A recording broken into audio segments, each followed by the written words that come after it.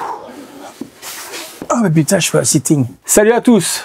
Petite vidéo rapide, ça va être vraiment très rapide. Vous vous souvenez de la Schulix, il y a une vidéo, elle est sortie il y a 1 an je crois, où je vous présentais la borne avec ses évolutions, le PC, le premier PC qui était dedans, le deuxième, le Steam Deck, tout ce que, par toutes les phases dans lesquelles elle est passée, jusque là maintenant le gros PC qui est dedans. J'ai à un moment donné expliqué que je voulais que la borne puisse se connecter à une carte de capture sur mon ordi pour peut-être un jour simplement lui mettre une petite webcam au-dessus et streamer directement depuis la borne sur Twitch ou autre, enfin soit. Chose que j'ai pas encore faite, mais la borne est prête. Donc j'ai bien monté le câble RJ45 qui est là et les 2 ports HDMI derrière. Pourquoi 2? Je répète, un en entrée et un en sortie. Comme ça, un qui est branché sur l'écran, sur la deuxième entrée HDMI de l'écran. On sait jamais, je pouvais en avoir besoin de l'écran pour une raison X ou l'autre, mettre un PC portable branché pour projeter, pour jouer à autre chose, enfin soit, vaut mieux prévoir, donc j'avais prévu directement, et un câble qui lui est une sortie de la carte graphique, la deuxième sortie HDMI de la carte graphique, pour pouvoir partir sur la carte d'acquisition. Donc tout ça a fonctionné dans le meilleur des mondes, seulement je me souviens très bien que le jour où je l'ai fait, j'ai sué comme un porc, parce qu'il faisait chaud, parce que c'était galère, parce que c'était casse-pied à faire tous ces petits trous, toutes ces modifications là pour le connecteur 220 volts, puisque c'est 110 volts à la base, le connecteur 220 volts, pour le port RJ45 et pour les 2 ports HDMI. Chaque fois c'était des découpes et les enjoliveurs, donc le pourtour des connecteurs était tout petit, donc il fallait pas se louper. Quand tu faisais ton trou, tu disais pas, je vais faire plus large, c'est pas grave, ça va cacher. Non, il fallait vraiment être juste. Donc ça a été une véritable galère. Rétro-jeu, là, tu es en train de faire exactement la même, donc avec les flex inden, l'écran PC, le PC mis sur une planche, vraiment, il fait la même chose, hein, c'est la même borne. Mais j'ai vu pareil que derrière, il bricolait pour pouvoir sortir son RJ45, etc.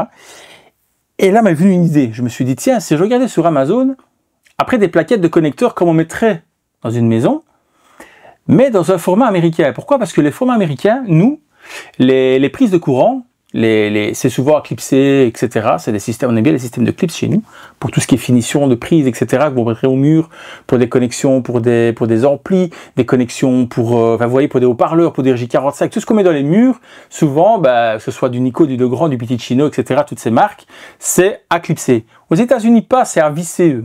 Donc j'ai regardé du côté des États-Unis. Et je suis tombé sur ce pack, que je n'installerai pas, je l'ai acheté pour vous le montrer. Ça va repartir sur Amazon. Donc c'est une plaquette comme ça, donc format US. Donc eux ils sont dans des formats un peu plus particuliers, avec plaque à visser. Ok, donc comme c'est une plaque à visser, on vous donne les vis avec. Il vous suffit de mettre des petits écrous et vous pouvez fixer ça facilement. Je vous montre là où je la mettrai, même si je ne vais pas le faire. Je vous montre où je le mets, pourquoi je le mettrai là. Si je devais le mettre là maintenant, je le mettrai là. Pourquoi? Parce qu'on est éloigné du mur pour la boucle de câble, etc., la descente et tout. C'est plus facile de gérer. Je le mettrai là. Mon avis perso. Mais vous pouvez très bien le mettre là, le mettre là, le mettre là. Faites ce que vous voulez. Donc, format américain. Pourquoi? Parce que ça se fixe facilement. Vous faites un trou rectangulaire de la largeur ici. Vous faites un petit gabarit qu'un bout de carton, un papier, ce que vous voulez. Vous tapez là, vous tracez, vous faites votre découpe avec votre Dremel, votre foreuse, votre lime, votre vibromasseur, ce que vous voulez. Vous mettez la plaquette ici, vous la fixez, et vous avez quoi là-dessus? En fait, avec est fourni les 6 connecteurs. Hein. J'ai un connecteur USB-C, donc il fait femelle-femelle, donc il vous suffit de prendre un câble USB-C de 50 cm, de le brancher à l'arrière de votre carte mère, et venir le mettre là-dessus. Vous avez un port USB-C en externe, ça peut servir, on ne sait jamais. Du RJ45 catégorie 6, c'est bien marqué dessus, c'est du 4.6. C'est largement suffisant du catégorie 6 de toute façon pour ce qu'on fait hein, de toute manière. Et moi de toute manière j'ai pas la fibre, donc moi, c'est une connexion de 80 mégas que j'ai. Ça change pas grand chose. Donc catégorie 6, de l'USB 3, en voilà un.